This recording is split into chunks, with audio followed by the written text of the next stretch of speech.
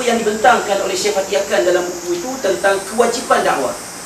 Sebab kenapa saya tidak mahu memperkatakannya daripada konteks itu? Kerana saya nak bercakap tentang soal paradigm dakwah. Okey? Apakah yang dimaksudkan dengan paradigm dakwah ini? Cara kita melihat dakwah. Okay. Dakwah secara outside in bermaksud, poin saya, ada orang rasa nak buat kerja dakwah atas faktor-faktor yang ada di luar diri dia.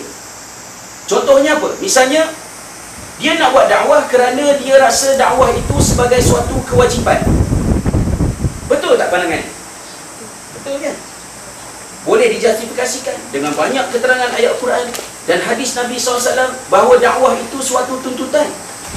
Misalnya firman Allah Subhanahu Wa Taala, "Wa takum minkum ummatun yad'una ilal khair." Hendaklah mesti ada daripada kalangan kamu umat yang mengajak manusia kepada kebaikan. Contohnya hadis Nabi SAW, "Man ra'a minkum munkaran falyughayyirhu biyadihi," dan sebagainya. Kata Nabi, kata Allah SWT, "Innallaha yuhibbul ladzina yuqatiluna fi sabilihi saffan," dan sebagainya. Maka orang nak buat kerja dakwah kerana dakwah ini suatu kewajipan. Salah? Tak salah. Tetapi ada kemerbahayaannya. Kerana ada sisi gelap di sebalik itu. Apa sisi gelap yang saya maksudkan?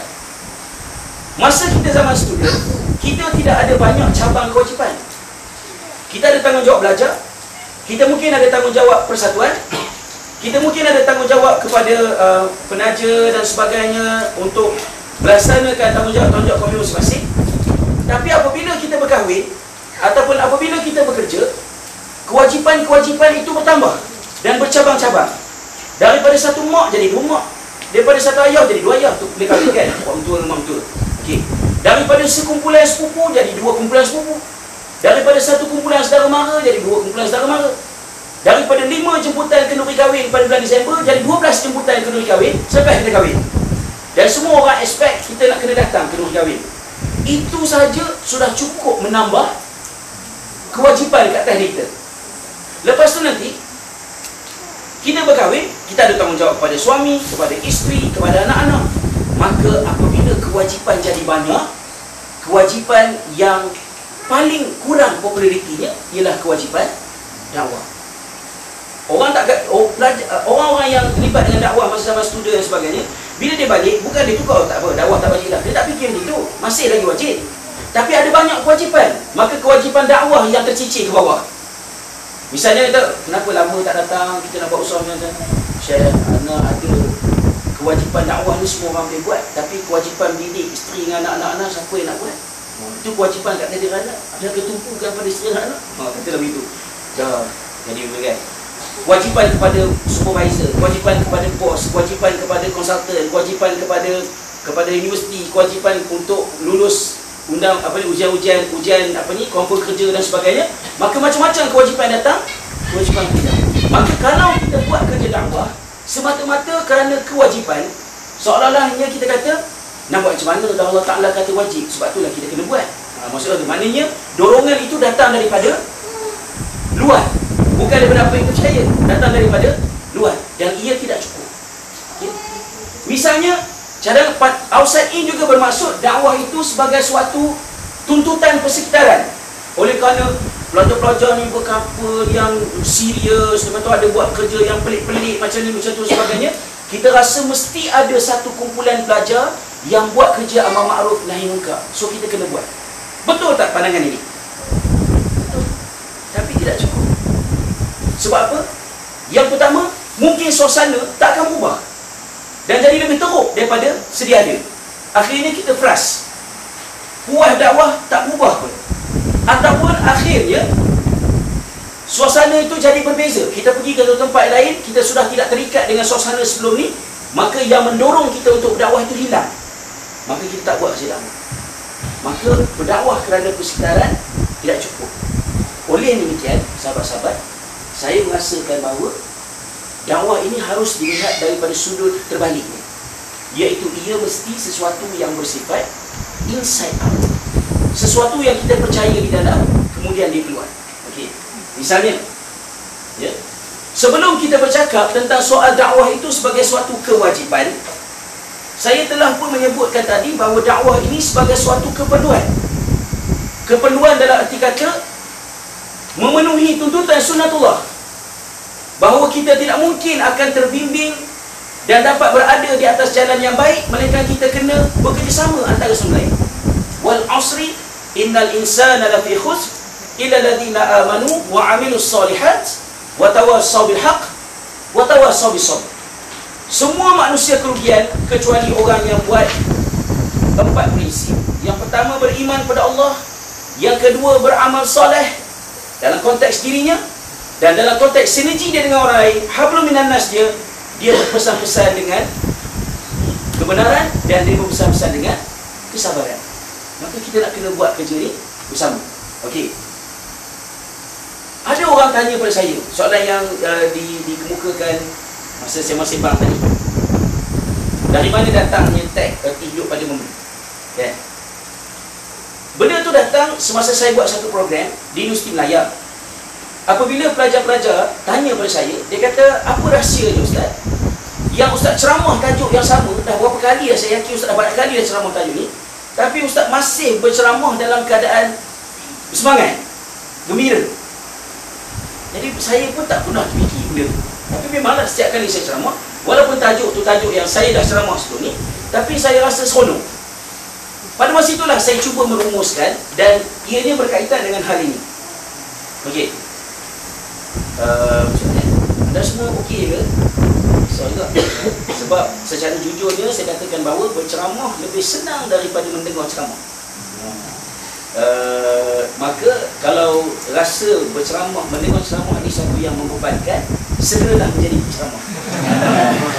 Itu trik je lah maknanya. Okey, pada masa tersebut saya fikirkan benda ni tadi ya. Saya nak kena cari satu sebab kenapa saya kena seronok buat kerja ni.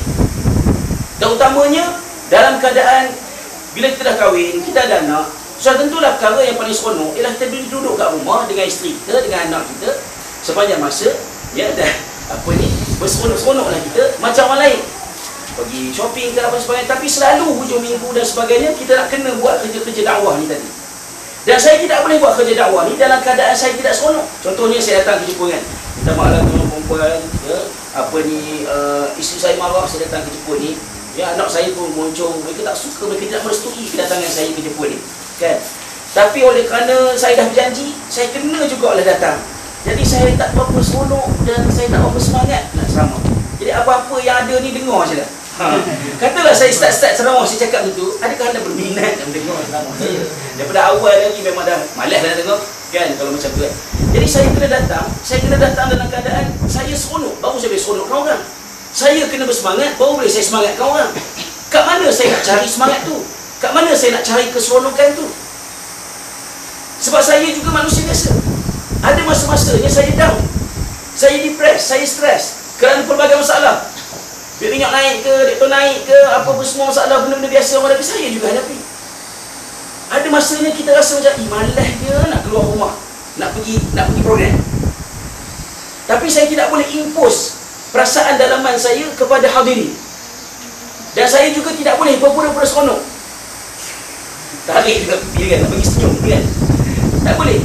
Kena tulis perasaan tu datang. Kena seronok, baru boleh seronokkan orang. Pepatah Arab kata, faqidu syai' la yu'ti. Orang yang tak ada satu benda tak boleh buat kerja tu, tak boleh buat benda tu. Okay. So kat mana kita nak dapat keseronokan buat kerja dakwah ni? Okey. Saya beri contoh, katakanlah sahabat-sahabat semua, kita buat kajian tempatan. Dah jawab apa buat kajian tempatan? Dah 4 Dah 4 kan, kajian tempatan. Katalah anda buat kajian berkenaan dengan satu projek membina rumah jiran yang ada kat seberang jalan depan rumah. Anda jumpa dengan seorang pekerja utama tengah plaster simen, warnanya berpeluh-peluh dengan ketiak masamnya apa semua kan, dengan tak mandinya semua kan. Tengah muka pun masam kan, peluh masam, muka masam. Anda bagi salam kat dia. Assalamualaikum bang. Salam. Abang tengah buat apa ni?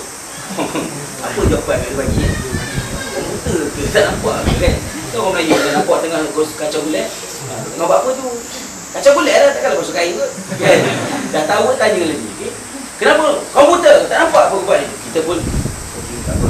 Mana yang tak boleh main-main lah dengan abang ni ya. Pergi pula sebelah, jumpa lagi seorang pekerja buat kerja yang sama. Ya, maknanya plaster simen, lepas tu tapi dia happy, ya, seronok, muka ceria. Assalamualaikum bang. Waalaikumsalam dik. Abang tengah buat apa ni? Oh, saya tengah sign check saya. Apa maksud sign check? Maknanya yang kerja tu lah nanti akan jadi gaji dia kan. So buat apa nak tension kan. So dia happy lah. Okey. Lain macam pula kerja ni, gaji sama, kerja sama, panas matahari semua sama. Pergi pula belakang, jumpa seorang lagi kerja. Sebelum tu ya, saya nak makan anda casual lah dalam program ni. Maksudnya kalau nak luwehkan kaki ke, nak dengar sambil baring macam pagoda, saya tak kisah. Yang penting dengar, kan? Pilih je. Okey. Yang tiga ni happy, seronok kan? Tengah buat kerja. Assalamualaikum bang. Waalaikumsalam warahmatullahi wabarakatuh. Penuh jawab dia kan, kerja tiga ni. Abang tengah buat apa ni? Saya tengah plaster simen. Tapi kenapa nampak seronok sangat? Tak ada, saya dah terbayang-bayangkan ya.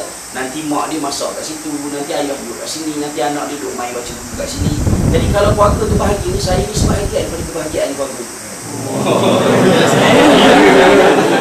Kalau saya nak tanya pelajar, antara pekerja pertama, kedua dengan ketiga, pekerja manakah yang kita anggap sebagai pekerja yang cemerlang? Saya yakin walaupun buat kali tiga je, kita mungkin berbeza pandangan dalam masalah politik ke faham ke. Saya rasa yang ni kita boleh sepakat. Pekerja yang cemerlang ialah pekerja yang ketiga. Apa yang membezakan pertama, kedua, ketiga? Gaji sama, beban kerja sama, tapi kenapa moodnya berbeza? Kata Nabi SAW, innamal a'mal. Saya tak nak cerita buat dosa pahala yang tak hasil beringat, tapi saya nak beritahu kesan niat kepada attitude kita terhadap kerja. Pekerja yang pertama, tension sebab terpaksa. Kalau aku tahulah kerja di luar bangunan ni susah macam ni, baik aku belajar orang rajin supaya kerja dalam bangunan. Maksud katalah dia cakap macam tu kan. Terpaksa. Bila kita buat kerja secara terpaksa, memang tak seronok. Sama juga dengan kerja dakwah. Kalau buat kerja dakwah lah kadang terpaksa. Nak buat macam mana, dah presiden suruh, katalah macam tu kan. Ikut aja lah. Kalau tidak akan marahnya, kata buat, tapi terpaksa. Dan tidak akan buat yang terbaik. Pekerja yang kedua lebih gembira dan seronok sebab dia bekerja ada matlamat. Matlamat dia ialah untuk dapat dia. So apa nak kasih tension? Maknanya kena kerja ada matlamat. Bila kita nak buat kerja dakwah, ada tak matlamat dalam kerjaan kita? Ada. Mungkin cukup untuk memberikan tumpuan pada kerja. Tapi apakah nanti akan terhasil keseronokan? The burning desire? Mungkin tak. Mula-mula seronok, lama-lama tak seronok. Maka kena pergi pada pekerja yang ketiga. Dia gembira kerana bekerja bukan hanya untuk terima gaji, tapi dia bekerja kerana dia rasa dia memberi sesuatu, dia menyumbang sesuatu. Maknanya dia bukan hanya sekadar menyiapkan sebuah rumah, tapi dia menyumbang kepada kebahagiaan sebuah keluarga. Soalan macam inilah keluar dekat televisyen Indonesia tentang kehebatan KLCC, kemuncak kesempurnaan arkitektur Indonesia.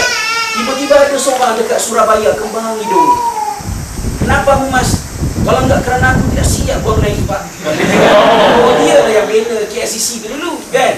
Maknanya dia merasakan bahawa dia datang ke Malaysia itu bukan sekadar cari duit, tapi dia telah contribute kepada sesuatu yang menjadi kebanggaan rakyat Malaysia. So dia rasa kerja yang dia buat tu begitu berharga kan? Jadi poinnya ialah bila ada tambahan nilai seperti itu, barulah timbul rasa keseronokan. Sebelum saya tanya kepada anda, dalam konteks anda student interview pertama ke kedua ke ketiga? Adakah anda bila hari Jumaat, ya Allah ya Tuhanku, sedihnya 2 hari tak ada kelas, kau panjangkanlah umurku hingga ke Isnin yang berikutnya. Adakah macam tu? Dah siap hari Isnin, syukur, alhamdulillah, syukur ya Allah, terima kasih 5 hari untuk aku je. Ke macam mana? Kan? Dalam dakwah saya nak tanya soal sabu. Kalau anda telah terlibat ataupun anda rasa anda nak menyumbang, anda nak letakkan diri anda dalam posisi yang mana? Now kita nak analisa. Kita katakan bahawa pekerja yang pertama tension sebab terpaksa. Orang yang buat kerja dakwah kerana terpaksa juga sama. Saya tak nak, saya tidak mahu melihat ada orang join kerja dakwah kerana terpaksa. Sebab kerja dakwah ni susah. Udahlah susah, terpaksa pula. Apa pun tak dapat. Dunia pun tak happy, akhirat pun tak happy. Nak buat apa? Elok dunia happy, akhirat tangguhlah pergi kan. Maknanya elok dapat merasa dunia saja. Ini kalau buat kerja dakwah terpaksa, dunia tak dapat, akhirat pun tak dapat. Seolah-olahnya macam itulah. Okey. Pekerja yang kedua gembira sebab dia bekerja untuk menerima duit. Tapi pekerja yang ketiga jadi bahagia dengan pekerjaannya sebab dia bekerja untuk memberi. Maknanya memberi lebih seronok daripada menerima. Sebab itu saya lebih happy pada anda sekarang ni, betul tak? Kan? Kalau ukur adrenalin dalam badan, saya rasa saya lagi tinggi pada anda. Saya lagi ceria daripada anda. Sebab saya sedang memberi, anda sedang menerima. Anda tak boleh challenge keseronokan saya, kan? Dan anda tidak akan faham kenapa saya jadi macam ni, sehingga anda buat apa yang saya buat. Itu point dia. Okay. Now, saya katakan memberi lebih seronok daripada menerima. Maknanya jadi AJK program lebih seronok jadi peserta program. Betul ke? Tak tahu lah. Kena rasa sendiri dulu lah. Okay. Now, isunya ialah, saya bagi contoh gini. Birthday. Seronok dapat hadiah ke seronok bagi hadiah? Ada orang seronok bagi hadiah? Ada minggu hantar main list. Siapa birthday minggu depan bagi hadiah? Selalu kita saya nak kawan. Bila birthday, kita lagi seronok dapat hadiah daripada bagi hadiah. Macam mana boleh saya katakan memberi lebih seronok daripada menerima? So nak kena hati-hati, kena cek balik. Tidak semestinya memberi itu lebih seronok pada menerima. Jangan main telan bulat-bulat je teks semestilah.com tu. Kan? Saya tukar contoh lain. Katalah anak lelaki saya memang gila ke Ultraman, kan? Dia nak Ultraman yang saiz 3 kaki 4 inci. Kata tak ada jual kat Kuala Lumpur. Wah cari. So saya pergi Jepun, kan? Semalam dia tanya saya, kan? Dia kata Jepun ni dekat mana? Saya kata dekat mana? Hebat dia. Dah jumpa dah esok tak ada. Ultraman pun tak jumpa lagi, kan? Apa? Okey. Katalah habis program ni saya turun kat Pekan Ibaraki, kita nampak Ultraman gantung di atas dalam plastik sebuah depan sebuah kedai. Ini contoh lah ya, maknanya apa ni? Itulah Ultraman yang anak saya nak sangat, dah sebut-sebut tahun dah. Saya pun beli, bawa balik, letak sebelah bangku langkah terbang, kan? Sampai ke KL, sampai rumah. Abi, anak saya kan, saya berkata, yuk. Ini Ultraman, Abi bawa daripada Jepun, made in Japan. Anak saya punyalah seronok, dia peluknya Ultraman tu guling-guling kat lantai. Saya nak tanya pada masa tu, antara anak saya dapat Ultraman dengan saya bagi Ultraman, siapa yang paling bahagia? Jangan jawab Ultraman, kan? Itu tak masuk istimewa, ya? Saya pasti yang paling gembira pada masa itu dan paling bahagia ialah saya sebagai ayah. Anak saya seronok Ultraman macam mana pun 5 minit je. Lepas tu kan ada cabut mata Ultraman tu, kena cabut je lampu kan. Tapi saya yang bahagia sepanjang hari kerana saya dapat memberi sesuatu yang anak saya nak selama ni. So dalam kes ini, kenapa memberi lebih seronok daripada menerima? Sebab saya memberi dengan nilai kasih sayang. Sebab ada perasaan kasih sayang, memberi itu menjadi satu keseronokan.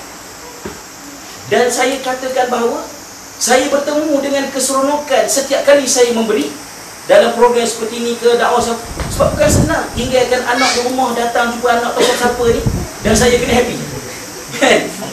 Nak kena cari sebab. Kenapa sebab happy itu datang? Kerana saya sedang memberi. Dan kenapa memberi itu menyeronokkan? Kerana saya sayangkan. Sayangkan adalah siapa?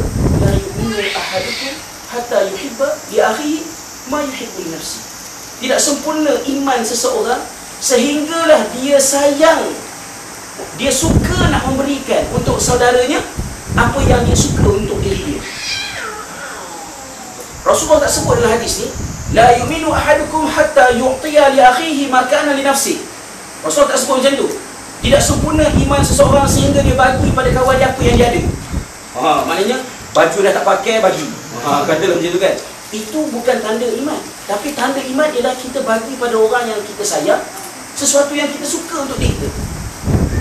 Dan pemberian itu atas dasar kerana ada yang rasa sayang mengenai. Maka sahabat-sahabat, sebab itu saya katakan dakwah itu tidak boleh dilihat sebagai suatu kewajipan semata-mata.